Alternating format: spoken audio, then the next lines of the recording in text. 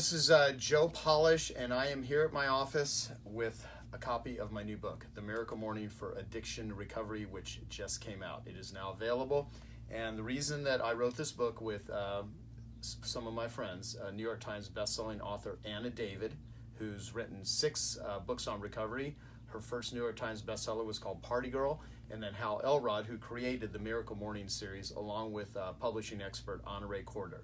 And this book is fantastic. And the reason it's fantastic is because we put a ton of work into it. There's also proof and evidence through the Miracle Morning community that people have been using the methodologies in this book in order to transform their mornings. So if you or someone you love is struggling with addiction, and it could be any sort of addiction, it could be drugs, it could be alcohol. I started out as a drug addict when I was 18 years old in my worst possible state. I've told this story before. I weighed 105 pounds from freebasing cocaine. So I was a drug addict.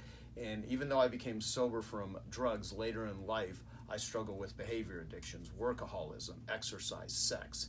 So these are very misunderstood sort of addictions, but it doesn't matter what sort of addiction you have. And the way that I would define addiction is something that you want to do or that you don't want to do, that you cannot stop, that is creating negative consequences in your life or in the lives of other people. And addiction is a solution. It's a solution to pain, but it has very bad consequences. So if you or someone you love is struggling with addiction, this book is about how to transform your relationship with it before 8 a.m. in the morning. Now, some of the objections are, well, you know, I'm not a morning person, and if you're certainly struggling with addiction, you may be staying up late into the hours, especially if you're addicted to like the internet or gambling or gaming or porn. Technology is a huge addiction right now, which is kind of ironic considering I'm doing a Facebook Live video on this. But think about your interaction with technology. Is it making your life unmanageable? Are you able to have healthy boundaries? Where in your life do you have self-destructive behavior that you cannot seem to get out of? So if you start in the morning, that's one of the best places to start. The foreword was written by Dr. Drew, who's very world-renowned in the field of addiction and recovery. And we have stories from very well-known people that have transformed their lives, and their rituals that they use are in the book. So it's not just going to take you through a whole process of what Hal Elrod has created as SAVERS. And SAVERS stands for silence, which could be meditation. A stands for affirmations. V stands for visualizations. E stands for exercise. And then let's see, what else does R and S stand for? And I'm sitting here with people here. So reading would be one of the things that you could do in the morning, but how you read, how you interact with it, and scribing, which could also be referred to as journaling. And one of the things, when I first heard the term affirmations, I thought, you know, I've never been a big fan of affirmations. And when we started writing the book, one of the things I want to share with you that we say, I'm only going to read one part of it.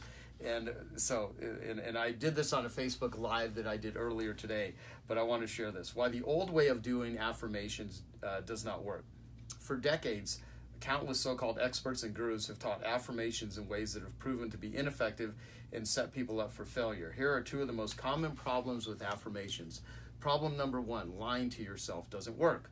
I'm a millionaire. That would be an affirmation that some people may say, well, really, are you a millionaire? Or I have 7% body fat. Do you really have 7% body fat? Or I have achieved all of my goals this year. Well, have you? Have you achieved all your goals? So if you're struggling with addiction, you've probably not done any of those sort of things.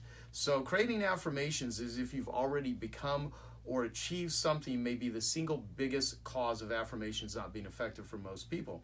With this technique, every time you recite the affirmation that isn't rooted in truth, your subconscious will resist it. As an intelligent human being who isn't delusional, lying to yourself repeatedly will never be the optimum strategy. The truth will always prevail. And then the second problem, and you can get the book if that resonates with you, but the deal is this.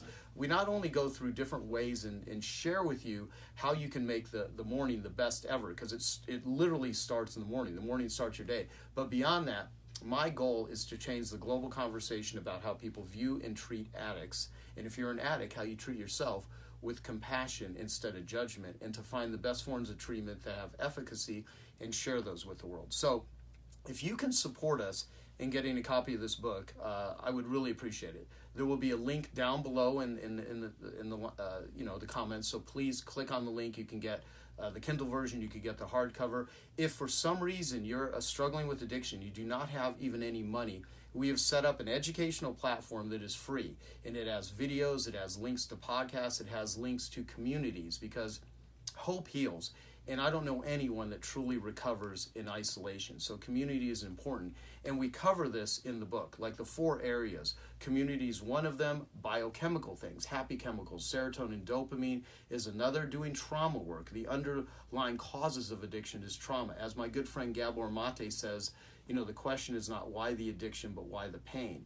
And so addiction is actually a solution. It's a solution to pain. It's trying to solve a deeper problem. It's not a very good solution because it could kill you. It could make your life completely out of control. It could hurt other people. But in the moment, it actually is a solution. And so trauma work is important. The issues are in the tissues, and we go through all kinds of different ways that you can deal and work through the underlying trauma that sometimes results in people being an addict.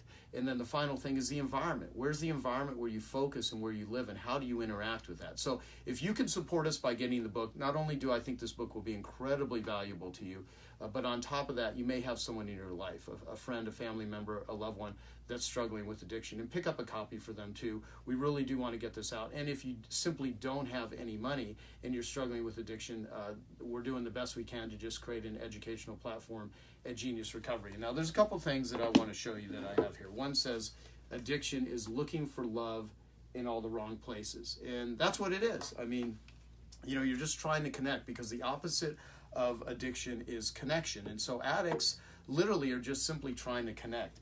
And this says, don't react, respond.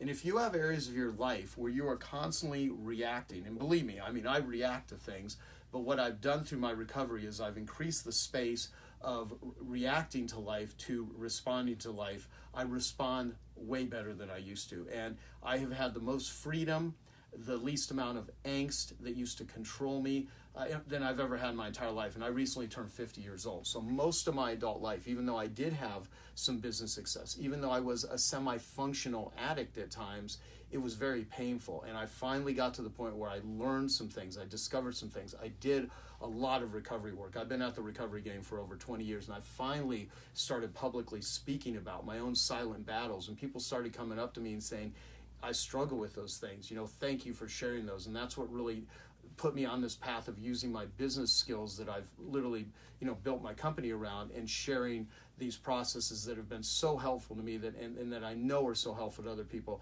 and sharing them. And so for me, this is a passion project, the Miracle Morning for Addiction Recovery, letting go of who you've been for who you can become. You can get a copy. Please do that now if you could. And wherever you're at, I wish you the very best, and have a good day.